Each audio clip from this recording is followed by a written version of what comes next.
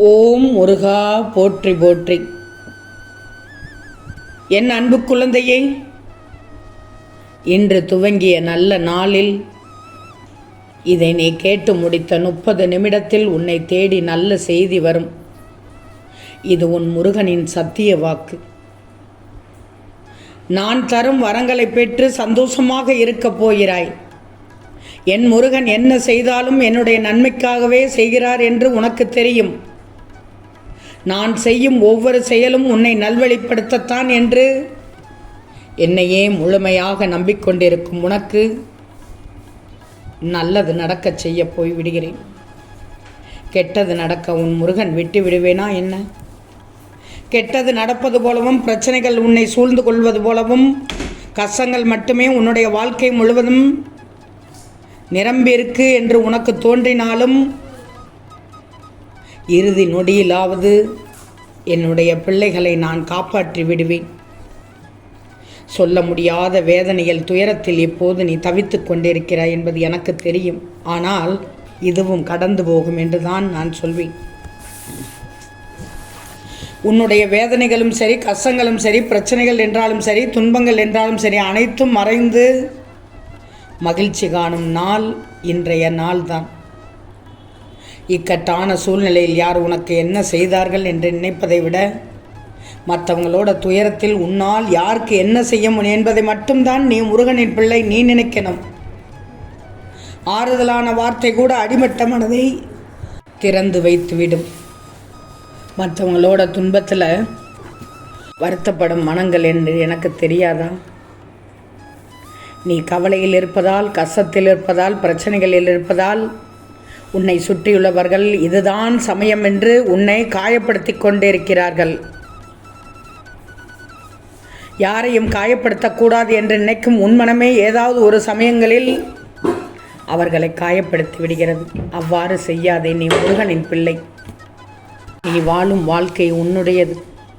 ஏன் இந்த குழப்பம்? உன் கை என் பிடியில் இருக்கும்போது குழப்பம் ஏன் தங்கமே? இந்த முருகன் இருக்கும் இடத்தில் ஏன் வீணான பயம் உனக்கு? எதற்கும் பயப்படக்கூடாது. யாம் இருக்க பயமேன் என்று சொல்லிப்பார். உனக்கு பயம் வரும்போதெல்லாம் யாம் இருக்க பயமேன் என்று சொல்லு. உன் மனதில் ஒரு தைரியம் கிடைக்கும். இந்த முருகன் உனக்கு நன்மையே செய்ய போகிறேன். நல்ல காலம் நெருங்கி வந்து விட்டது. அதனால்தான் இந்த நாள் நல்ல நாள் என்று சொன்னேன். ஒவ்வொரு நாளுமே உனக்கு நல்ல நாள்தான். அதை நீ பயன்படுத்தி கொள்வதை போன்றதுதான்.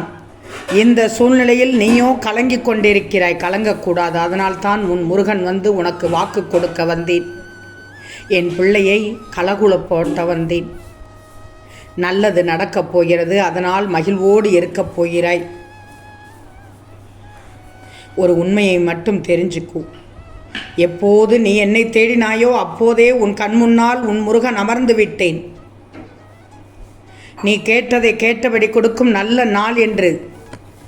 இன்று உனக்கான நாள். இன்று நீ என்னிடம் எதை கேட்கிறாயோ அதை நிச்சயமாக நான் உருவாக்கி தருவேன், செயல்படுத்தி தருவேன்.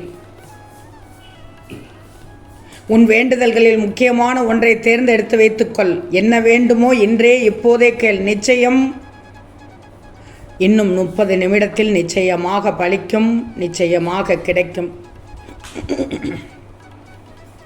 என்னை நீ எப்படி தேடி அலைந்து கண்டுபிடித்துள்ளாய்? அற்புதங்கள் நிகழ்ந்து விடாதா, அதிசயங்கள் நடந்து விடாதா என்று எத்தனை முறை என்னை ஏக்கத்தோடு காத்திருந்து என்னிடம் கேட்டாய். அத்தனையும் நடக்கப் போகிறது. உன் கண்முன்னால் நடத்தி காண்பிக்கப் போகிறேன். என்னை தேடி தேடி ஓய்ந்து போனாய் நீ. நான் உனக்குள் இருப்பது மறந்து போய் தேடிக்கொண்டிருக்கிறாயே. இன்று உன் இல்லத்திலேயே அமர்ந்து உனக்காகவே இருக்கின்றேன். இது தெரியாமல் என்னை தேடி அழைந்தாய். ஆனால் என்னை கண்டதும் என் முருகன் இருக்கிறார் என்ற பயம் உனக்கு போய்விட்டது. என்னை பார்த்ததும் ஒரு நம்பிக்கை தெரிந்துவிட்டதல்லவா? இதோ அதற்கான நேரம் வந்துவிட்டது. இன்று இதே வேளையிலேயே உனக்கான நாளாக தேர்ந்தெடுத்துள்ளேன். இந்த வார்த்தைகள் இன்று உனக்கானது செவியில் சேர்ந்து விட்டதல்லவா? அப்போதே தெரிஞ்சுக்கோ.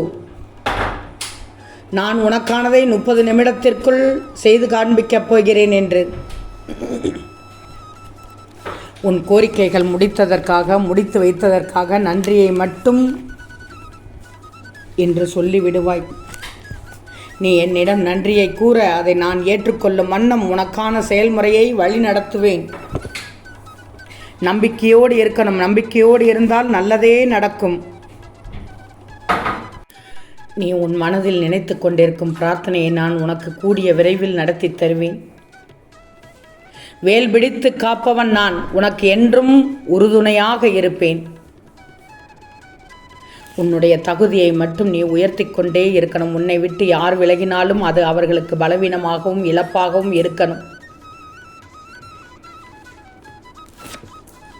முருகனின் பிள்ளை நல்லா தெரிஞ்சுக்கோ. முருகனின் பிள்ளை மலர்ந்த முகத்தோடு இருக்கணும். அப்படிப்பட்டவர்களைத்தான் நான் நேசிப்பேன். முகம் சிவந்து கடுகடுப்போடு இருப்பவர்களை இந்த முருகன் நேசிப்பதில்லை. எல்லோரும் சந்தோஷம் இருக்கும் இடத்தில்தான் வாழ நினைப்பார்கள். யோசிச்சுப்பார். விருந்தில் கூட முதலில் இனிப்பைத்தானே சுவைக்க நினைப்பார்கள். சிரிக்க சிரிக்க பேசும் மனிதரை சுற்றித்தானே இருப்பார்கள். இனிப்பு உள்ள இடத்தைத்தான் ஈயும் சுற்றும் எறும்பும் சுற்றும்.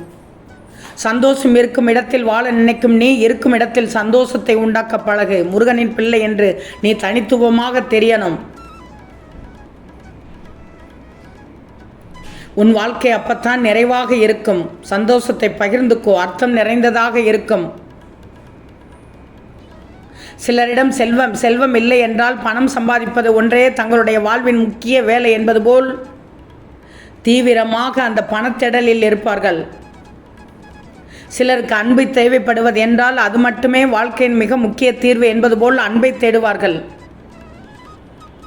உன் முருகன் என்ன சொல்ல வருகிறேன் என்றால், எது தன்னிடம் இல்லையோ அதையே தேடுவதுதான் மனுஷனோட இயல்பு.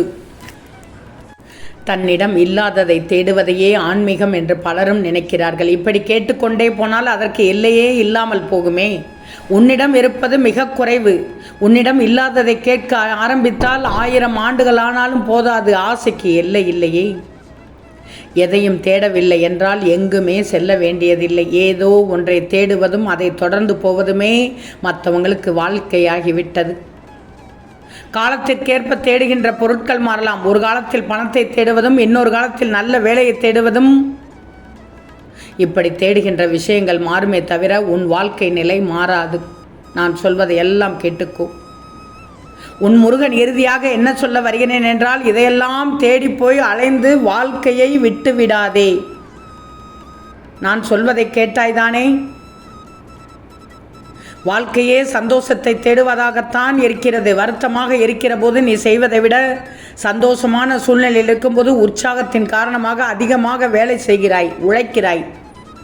ஏன்னா உன் மனதில் முழு திடம் இருக்குது. சூழலும் உன்னை எதுவும் கீழ் இழுக்க முடியாது. கவலையே படாது. இன்பத்திலும் துன்பத்திலும் நீ நினைவில் கொள்ள வேண்டிய ஒன்றே ஒன்று மட்டும்தான், இந்த நிமிடம் நிரந்தரமில்லை, இதுவும் கடந்து போகும் என்று.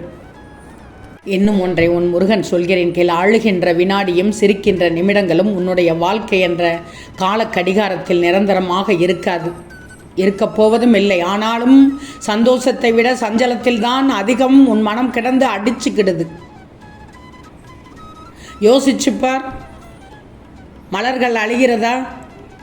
மாலையில் மரணம் நிச்சயம் என்பது தெரிந்தும் காலையில் பூக்கள் அழுகின்றதா? இல்லையே. நீ மட்டும் சோகங்களை நினைத்து வாடுவது அழகா? யோசிச்சுப்பார். வாழ நினைத்தால் வாழலாம். உழைக்கணும், வாழணும். இந்த விருப்பம் எல்லாம் இருந்தால் போதும். உன் வாழ்க்கை உன்வசப்படும். சந்தோஷம் வேணும்னா அதற்கான சூழலை உருவாக்கு.